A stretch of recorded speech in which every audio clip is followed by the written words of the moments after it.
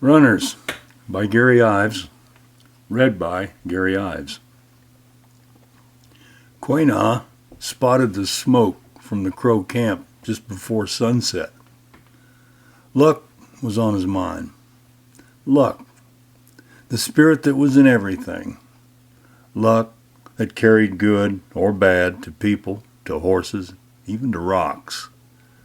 But the nature of luck, that fickle nature, continually shifted.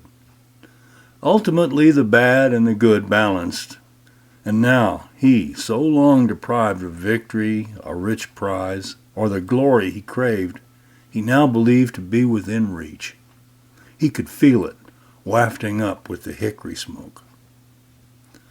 On foot, he had followed the ridge along the contour of the river to a point directly above the summer fishing camp. There, 4 teepees stood against the ledge and racks for drying fish and game over the smoking pits of coals and wood chips on the banks of the river where fish traps had been set. With the river on one side and the steep wall of limestone to their backs, these crow felt secure. No pickets guarded the camp or the horses.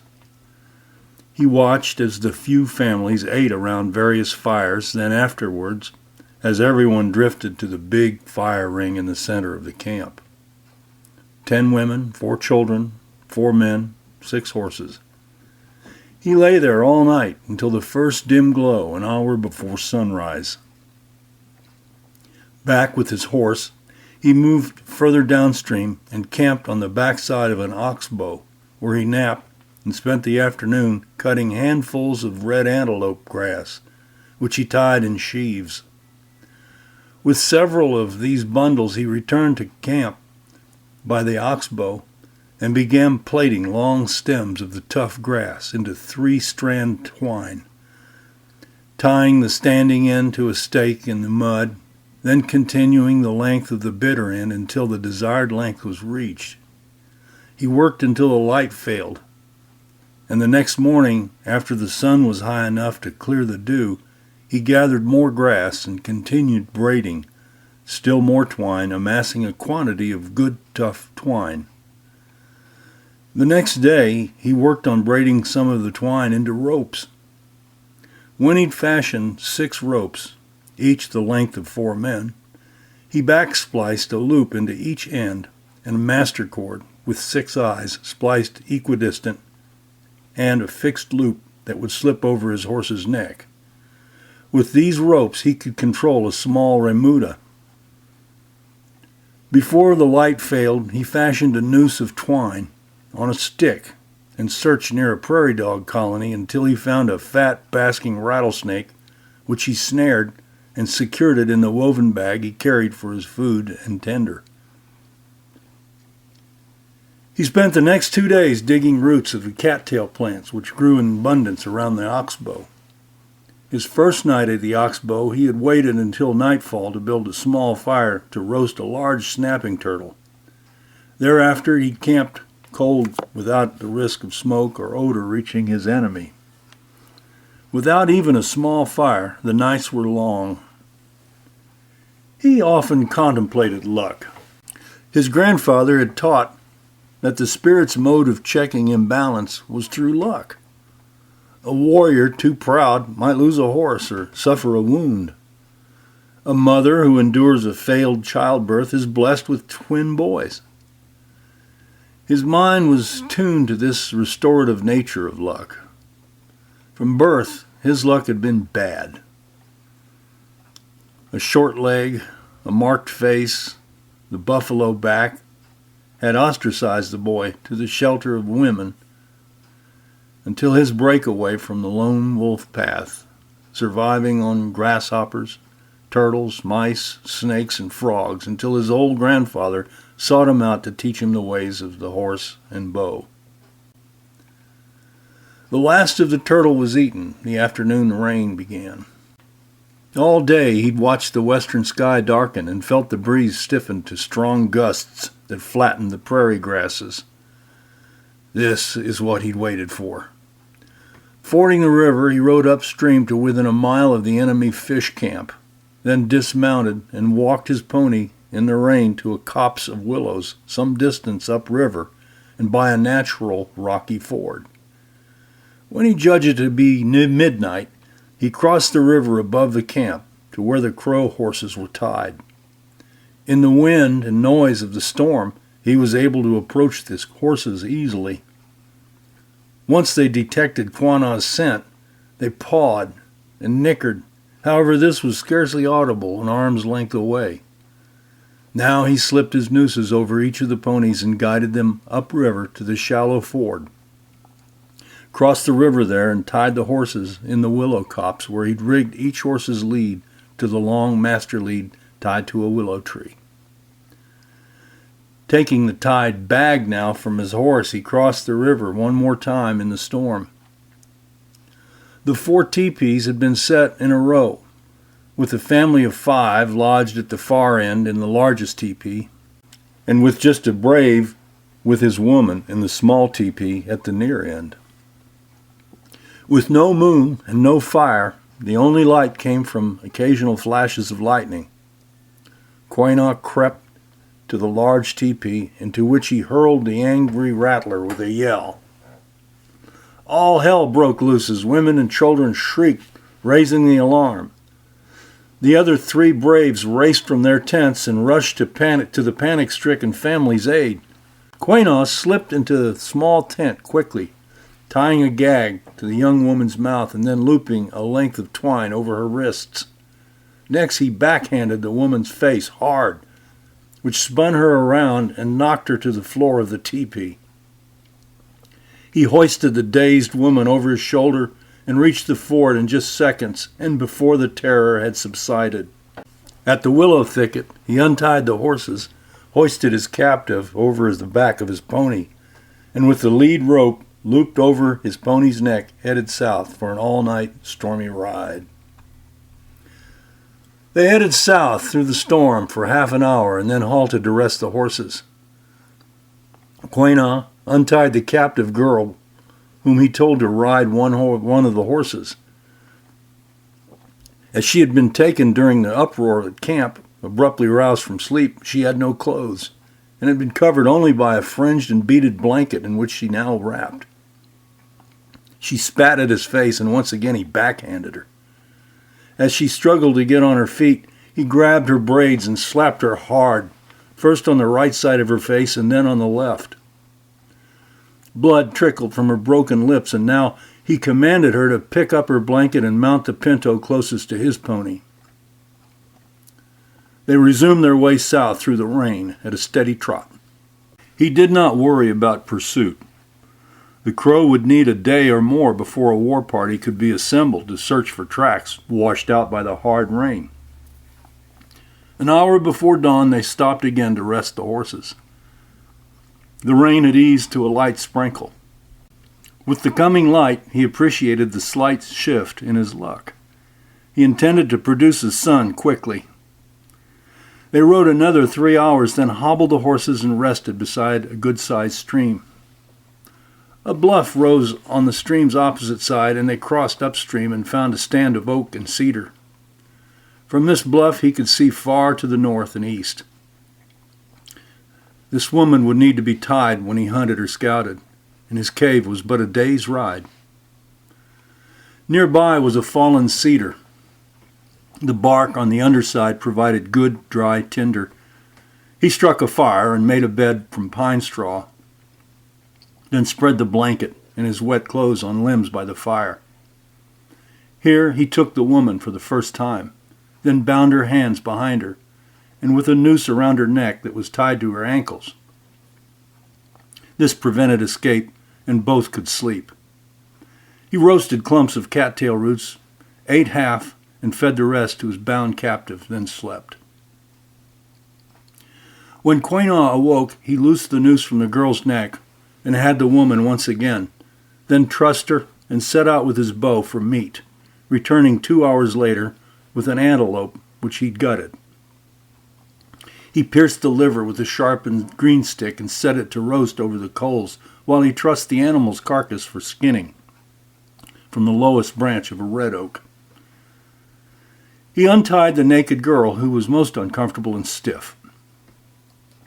She sat, stretching and massaging her arms and legs, and fetched her blanket to cover herself, and went behind an oak to pee. Eat as much as you can from this liver. Skin the antelope and cut strips for smoking. He laid the knife for her on a rock between them. If you attack me, I will cut you from your navel down to your slit and lay hot coals on your guts. You can watch yourself roast like this liver. You understand? She nodded and looked at the hanging antelope, then at the larger knife in his lap. The sky was gray with a cold wind from the north.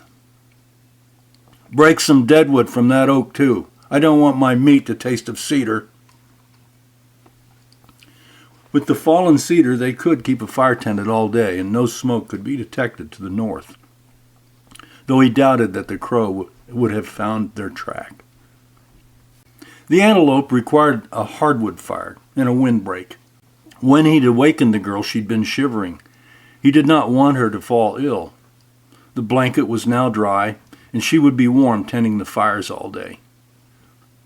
He intended to remain there until the next morning, then strike for the low range of hills to the west and the cave that had been his solitary lodge for 4 winters.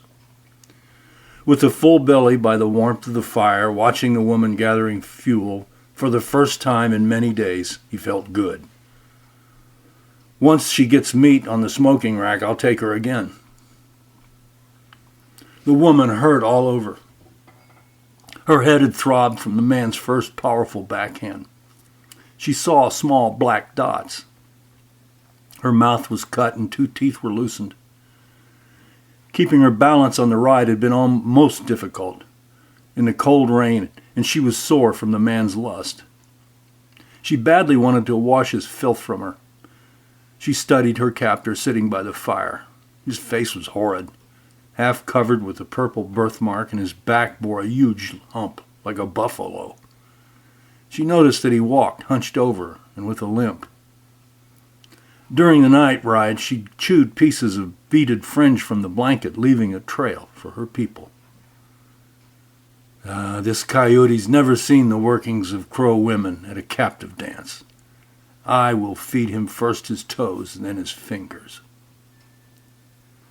The captive girl's man had run through the rain for 2 hours, rested, then continued to the larger Crow summer camp. Once there, within an hour, a war party of 6 riders left with spare horses. They did not wait for the rain to stop, but rode out immediately. By the time they reached the fish camp, the rain had stopped. 2 of the 3 men at the summer fish camp joined the riders. Dispersing by pairs in the cardinal directions, they began looking for spoor, each pair winding in a zigzag pattern, the group to reassemble at the fish camp. At noon, that group of 6 headed south to join a pair still out and already on the track where pieces of fringe and beadwork led southwest. They found where the enemy had stopped. The girl had left a sign with small rocks. By sundown, the war party had a clear trail their stolen horses had left upon the wet prairie. At sunset, the war party halted to water horses at a trickle of a stream by a thicket of redbuds and sent 2 scouts ahead. While resting, they applied black and red war paint and looked to their weapons, bows, lances, and war clubs. Bows were restrung with dry bowstrings. The oldest of the braves, a man called Fox, complained that the summer camp should never have been moved so far south.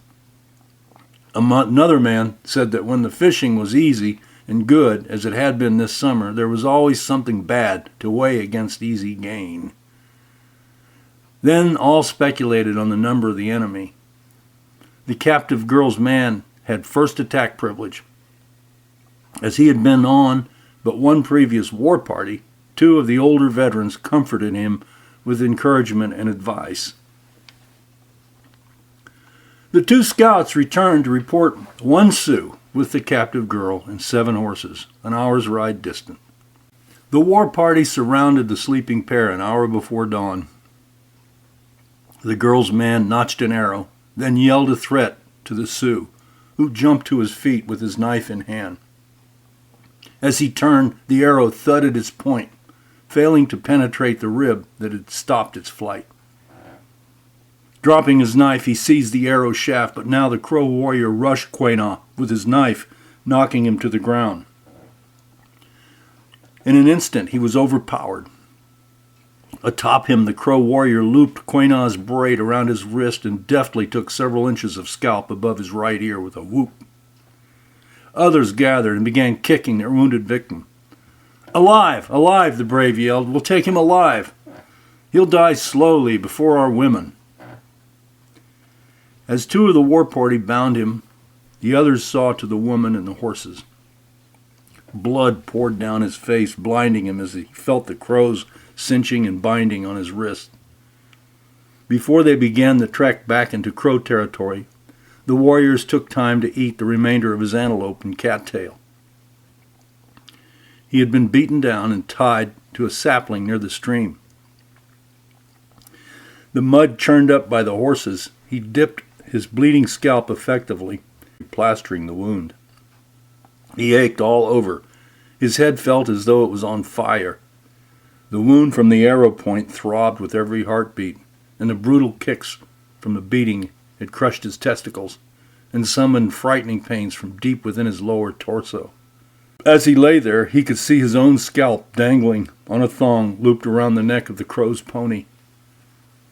"I'm broken," he thought. The Crow argued briefly whether to make the captive run behind or ride, electing to put him on a horse in order to get back into safe territory as soon as possible. The ride was at an easy trot, with each warrior leading one of the recovered ponies Quanah had stolen. Still in war paint, the warriors, full of success, boasted and whooped as they moved north towards their summer camp. Cresting a steep hill just south of Gross Creek, the war party found itself not 50 yards away from an Army topographic unit and its escort on its return trip to St. Joe. Sighting the war paint, the cavalry sergeant quickly conferred with the lieutenant, who ordered immediate pursuit. The abruptness of the chance meeting had unnerved the Crow. Their immediate confusion riled their horses, who turned this way and that, straining to run. As they struggled to control their ponies, it became clear that the Bluecoats were assembling an attack. The oldest of the band yelled for them to cross Grouse Creek and then split east and west. "Every man find his own way. Our horses are faster, but take care." Quanah watched. The woman's man, the warrior who had scalped him, holding a noose on Quanah's pony's neck, was determined to deliver his captive alive. He brandished the war club tied around his waist and signaled the direction for the trio to ride. A bugle call sounded behind as they headed for the creek. Quanah knew his best chance was to slip off the horse as they crossed the creek. Not only would it be difficult for the Crow to turn his horse once in the water, but foolish with the Bluecoats in close pursuit. He would have seconds to elude the Crow, then find a place to hide from the soldiers. Crossing the stream rapidly, the Crow looked back to see the first of the soldiers at the top of the hill, where they had first seen the Bluecoats. The woman's horse made the crossing between the Crow and the Sioux, obscuring his vision momentarily. Quanah slipped from the right side of the pony into the stream, and then, crouching low, made for a willow thicket where he flattened himself in a snag of driftwood. He could hear the hoofbeats of the soldiers' horses halt at the stream's edge. Realizing that the war party had scattered, the soldiers abandoned the chase and watered their horses not 20 yards from his hiding place. He could smell the sweet tobacco and hear the murmur of their voices before they mounted to return to their wagons. He realized how desperate was his situation, but reckoned it had been much worse just minutes before. Although he was critically wounded, he knew he had to find safety before his muscles stiffened. A fever was rising too. He stripped peels of willow bark, tucking them inside his shirt. He could not dismiss the possibility that the Crow would return to search for him, and he knew that distance was his friend. He waded upstream away from the soldiers, staying in the stream until he reached a low, stony ledge that reached into the stream. The limestone provided a solid rock exit into the thicket stand of hardwoods, impossible to follow. A good tracker might think this ledge the captive's exit from the stream, but without any certainty. His energy waning, a fever rising, he sought out a giant shagbark hickory with low limbs.